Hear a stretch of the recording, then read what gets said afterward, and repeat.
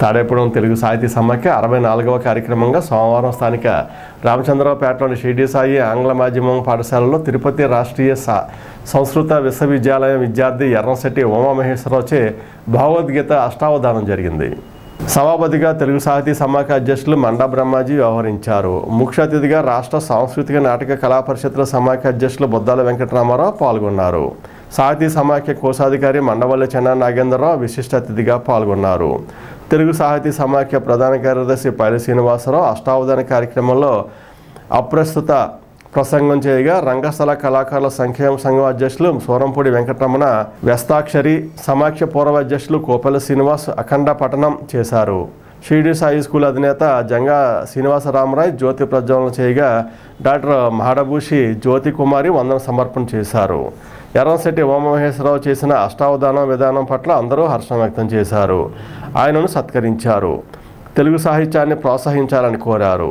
విదేశీ భాషల మోజులో పడి తెలుగు సాహిత్యం పట్ల ఆదరణ తగ్గడంపై ఆవేదన వ్యక్తం చేశారు. తెలుగు సాహిత్యంకు ఉన్న ఔన్నత్యాన్ని కొనియాడారు. మరి పెద్దలు జంగా గోపాల్ గారు కింబర్లీ విద్యా సంస్థని తాడేపల్లిగూడెంలో ఆంగ్ల మాధ్యమంలో ముందు స్థాపించడం, వారు ఎందరో సాంస్కృతిక కళా సాహితీ కార్యక్రమాలకి గోపాల్ గారు అండదండలుగా ఉండటం, సాహితీ సమాఖ్యతో పాటుగా త్యాగరాజ ఆరాధనోత్సవాలు, అలాగే బీవీఆర్ కళా కేంద్రం నిర్వహించే అనునిత్యం జరిగే అనేక హరికథ, మరి బుర్రకథ, నాటకం, నృత్యం, అలాగే సంగీతం, అలాగే శ్రీశ్రీ జయంతి వర్ధంతం లాంటి ఎన్నో కార్యక్రమాలని వారు ఎంతో ఉత్సాహంగా మరి వారు పాల్గొని ఆ కార్యక్రమాల్లో భాగస్థులు అయ్యేవారు. ఇప్పుడు మన వయోభారంతో ఏలూరులో వారు ఉంటున్నారు. అయినప్పటికీ కూడా ఆయన జన్మదిన సందర్భంగా మరి మేమందరం కూడా ఆయన మీద ఉన్నటువంటి అభిమానంతో వారు ఇక్కడికి రావటం కానీ మేము అక్కడికి వెళ్ళటం కానీ చేస్తూ గోపాల్ గారి యొక్క మరి సేవలు, అందులో ఆంగ్ల నిఘంటువుతో పాటుగా ఆయన తెలుగు భాష ఆంగ్లం తర్జుమా చేసే విధంగా భాషా కళ్యాణం అనే ఒక నిఘంటువుని, డిక్షనరీని వారు రూపకల్పన చేయడం జరిగింది. మంచి కార్యక్రమం తెలుగు సాహితీ సమాఖ్య వారు నిర్వహిస్తున్నారు. మా స్కూల్లో వెంటనే సార్ తప్పనిసరిగా రండి, మా పిల్లలకి మంచి విషయాలు చెప్పండి, అదే వాళ్ళకి నేను నిర్వహించుకోవడం జరిగింది. అదేవిధంగా మరి వచ్చారు. చాలా చక్కని, నేను ఇంత అద్భుతంగా జరుగుతుంది కార్యక్రమం అని చెప్పేసి నేను అనుకోలేదు. అందులో మా అదృష్టం ఏంటంటే మా స్కూల్ పిల్లల్ని ఇందులో అష్టావధానంలో మరి పాల్పంచుకోవడం చాలా సంతోషంగా భావిస్తున్నాను. మరి ఈ సందర్భంగా తెలుగు సాహితీ సమాఖ్య కూడా నా హృదయంగా అభినందనలు తెలియజేస్తున్నాను. సుమారు 25 ఏళ్ల క్రితం తెలుగు సాహితీ సమాఖ్య వారు మా ఇంట్లో పెట్టారు.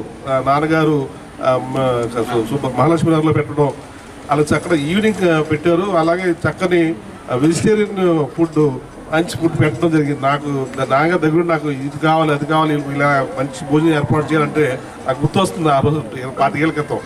మరి అలాగే తెలుగు సాహితీ సమాఖ్య గారు అవకాశం ఇస్తే ఆ కార్యక్రమం కూడా ఒకసారి మనం చేసుకుంటాము.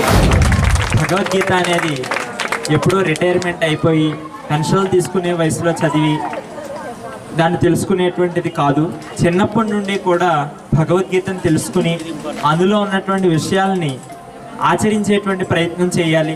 భగవద్గీతలో ఉండేటువంటి అనేక విషయాలు మన జీవన విధానాన్ని సంస్కరిస్తాయి. మనం ఆనందంగా, సంతోషంగా, మంచి మార్గంలో వెళ్ళే విధంగా ప్రేరేపిస్తాయి. అటువంటి భగవద్గీతలో ఉండేటువంటి విషయాలను తెలియజేయడం కోసం, భగవద్గీత యొక్క మహిమను అన్ని చోట్ల వ్యాపింపజేయడం కోసం మన భారతీయ మహిమ ఈ భగవద్గీత. భారతీయ తత్వంలో ఎంతో ఉత్కృష్టమైనటువంటి స్థానం భగవద్గీతది. అటువంటి భగవద్గీత యొక్క మహిమను విస్మరిస్తున్నటువంటి నేటి కాలంలో అందరూ కూడా ఆధునిక జీవన విధానం సాగిస్తూనే తాత్వికంగా కొంచెం ఈ ఆధ్యాత్మిక తత్వాన్ని, గీతలో తెలిపినటువంటి కృష్ణుడు అందించినటువంటి నైతిక విలువల్ని, మానవీయ మూల్యాలని తెలుసుకుని అందరూ కూడా ఆనందంగా జీవించాలి అనేటువంటి ఒక గొప్ప ఆశయంతో భగవద్గీతని అంతటా ప్రసరింపజేయాలి అనేటువంటి ఉద్దేశంతో గీతావధానం చేయడం జరుగుతుంది.